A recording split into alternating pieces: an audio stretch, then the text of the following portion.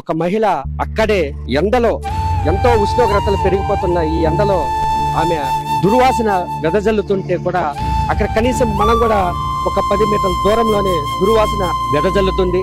అలాంటి ప్రదేశంలో ఇక్కడ జీవనం సాగిస్తుంది.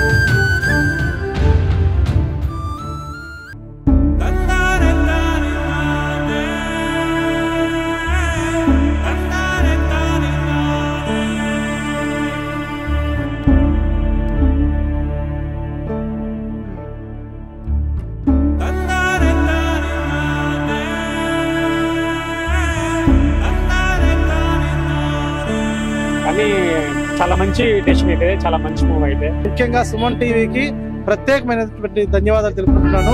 ఈ టీవీ ద్వారా అయినా సరే సో ఆర్ఫనేజ్ సెంటర్ వాళ్ళు వచ్చి కన్సల్ట్ అయ్యి ఆమెకు ఒక మంచి రీహాబిలిటేషన్ సెంటర్ కి తరలిస్తారని చెప్పి మనస్ఫూర్తిగా కోరుకుంటూ ధన్యవాదాలు తెలుపుకుంటాను. Thank you.